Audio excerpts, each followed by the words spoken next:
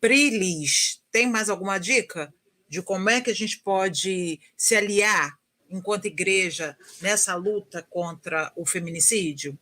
Vou deixar aberto para ambas, quem sentir vontade aí de colocar primeiro mais um ponto.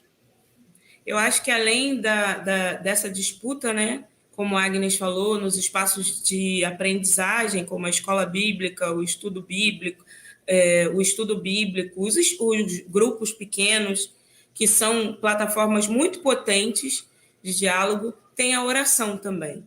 Porque, veja, a gente tem uma questão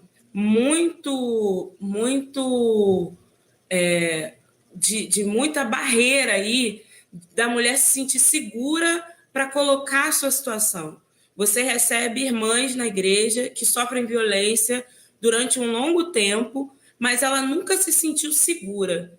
E eu acho que a oração é um lugar que a gente pode construir essa base de segurança para que essas mulheres possam falar. Começa a colocar diante de Deus, se você vê uma irmã que você acha que não tá normal, começa a colocar isso em oração diante de Deus. Chama ela para orar. E começa a colocar: Deus, fortalece a tua filha. Deus, liberta a tua filha de qualquer tipo de dependência. Você está falando de dependência emocional. Deus sabe que você está falando de dependência emocional e o Espírito sabe e vai fazer o trabalho dele. Mas você está orando com aquela mulher. Você está se colocando próxima. Você está usando uma estratégia, que é uma estratégia que ela conhece e que dá segurança a ela, que fortalece ela, sabe? Às vezes, a figura do agressor não é só da violência física. Ele é o dono de tudo. Ele é o dono da casa, ele é o dono da renda, ele é o dono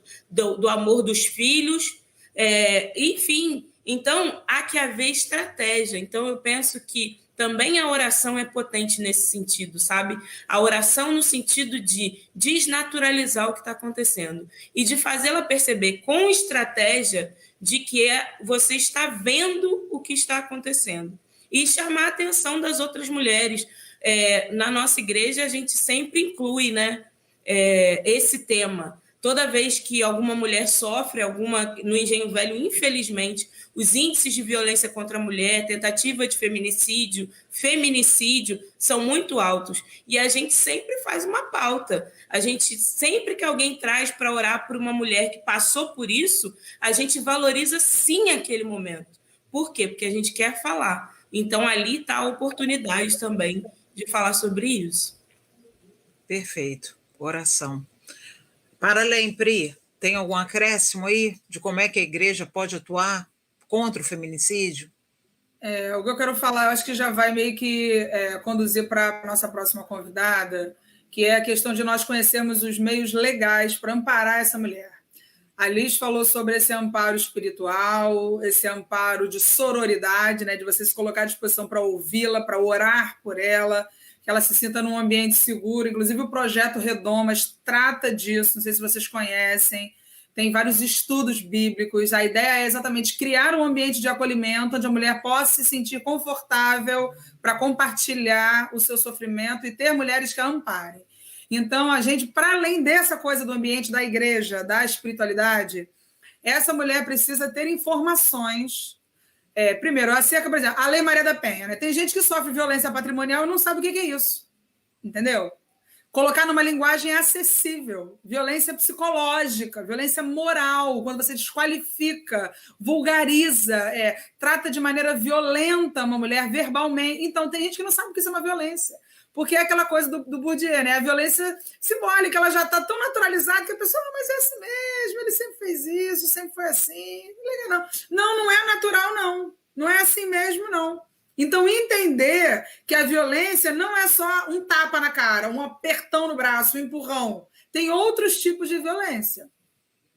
Numa linguagem acessível, a igreja precisa falar sobre isso. E mostrar os canais que essa mulher precisa acessar numa situação de necessidade. Ou seja, aonde que eu vou quando eu estou apanhando? O que eu faço quando eu tenho na minha casa um agressor que me chantageia? E eu tenho filhos com esse homem. Eu não tenho para onde ir. Eu não tenho do que viver. Eu preciso financeiramente dessa pessoa. Entendeu? Então, quais são os canais legais de amparo à mulher que sofre violência? A igreja precisa falar disso.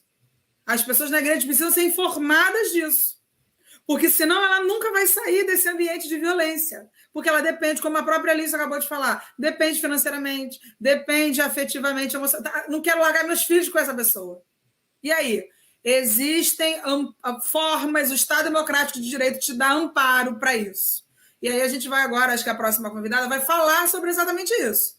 Aonde ir, como gritar para o socorro e o que você pode ter do governo, políticas públicas para amparar. Isso é uma coisa que a igreja precisa falar também.